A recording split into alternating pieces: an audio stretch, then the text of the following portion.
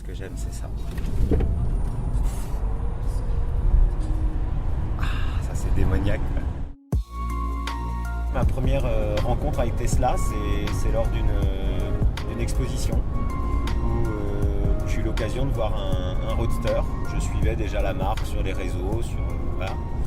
Puis j'ai eu l'occasion de tester un roadster Tesla et je suis resté abasourdi par la puissance, par l'accélération, par le son, parce que malgré tout on dit que les voitures électriques font pas de bruit, mais elles en font un.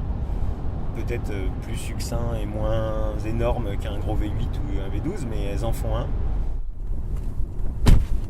Je suis Alexandre Massiot, bienvenue à bord de la Model 3 Performance et on va aller vers le Supercharger 200 litres. Moi j'ai eu ma première Model S en 2014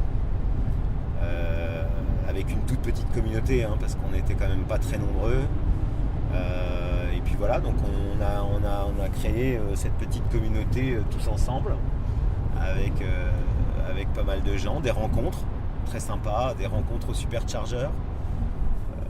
On parle beaucoup d'un manque d'humanité dans le monde. Voilà. Le simple fait d'aller, moi, chaque fois que j'ai un Supercharger, je sors, je vais dire bonjour aux gens à côté. C'est bête, mais voilà, on se parle, on discute. Alors plus il y en a, moins ça se fait malheureusement. Mais au tout début, chaque fois qu'on croisait une Tesla, un Supercharger, on en parlait, des fois on avait même largement rechargé nos voitures parce qu'on était resté à discuter pendant une heure. Moi ça m'est arrivé plein de fois d'aller discuter pendant une heure. Moi, quand je l'ai reçu, il n'y avait pas de Supercharger en France. Donc là, c'était compliqué. Mais on le savait. Quand on a pris la voiture, on savait. Mais encore une fois, le Supercharger, il sert au déplacement. Il sert au voyage. Il ne sert pas pour aller recharger au quotidien. Moi, au quotidien, je roule d'une entreprise à une autre. Dans chaque entreprise, j'ai une borne. Je rechargeais ma voiture. Donc le problème n'arrivait que quand je voyageais. Et en fait... ils ont installé le premier Supercharger à Auxerre, ça doit être en mai ou juin 2014. Et puis voilà, puis après le réseau s'est très vite étendu. Et aujourd'hui, on peut aller, il suffit de regarder, mais on peut aller, il y a à peu près un Supercharger tous les 150-180 km en France. L'idée de l'autonomie au quotidien est une peur que les gens ont, mais en fait les gens qui ont des voitures électriques, ils l'oublient très vite. J'ai fait pas mal de périples avec ma Model 3. En l'occurrence, par exemple, j'ai été il y a peu de temps au ski. J'ai eu la chance d'aller au ski, donc j'ai fait 800 km sans aucun problème, qui m'a pas pris plus de temps. J'étais accompagné d'un copain qui était avec une voiture thermique classique. Et j'ai mis 20 minutes de plus que lui, parce que je me suis arrêté une fois pour boire un café en plus sur 700 et quelques kilomètres.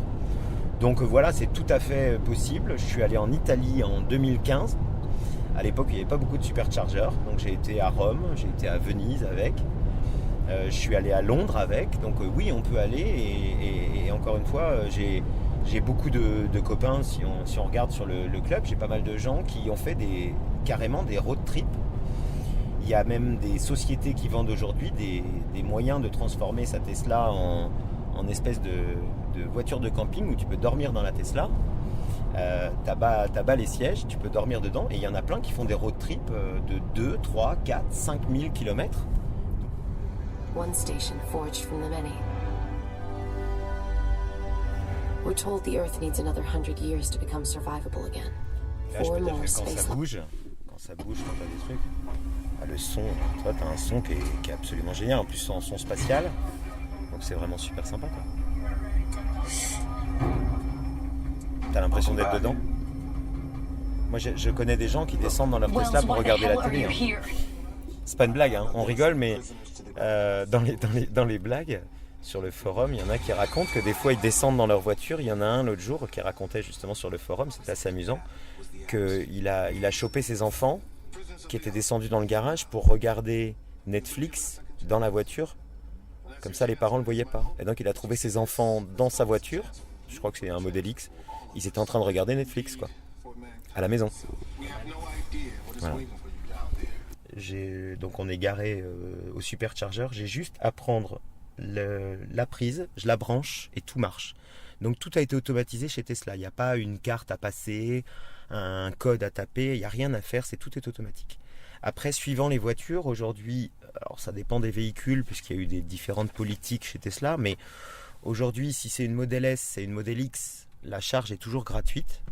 Si c'est une Model 3, la charge est de 0,25 kW, 0,25 € par kilowatt chargé. Moi, aujourd'hui, si je veux faire le plein, là, que je fais le plein de la voiture intégrale, ça va me coûter à peu près 13-14 €. Donc on est sur un plein à 13-14 €. Une voiture équivalente aujourd'hui, ce serait entre 80 et 100, quoi. Et en plus, je le sais en direct, c'est-à-dire que dès que je vais brancher, en instantané, je sais exactement ce que ça coûte. Donc il n'y a pas de surprise. Et c'est ce qui est vraiment génial aujourd'hui, c'est là où Tesla a compris la chose, c'est qu'en fait, c'est simple. Là, tu arrives, tu pourrais croire que tu es chez toi, tu arrives, tu branches, tu n'as rien à faire, tu arrives, tu appuies sur un bouton, tu branches la prise et ça marche.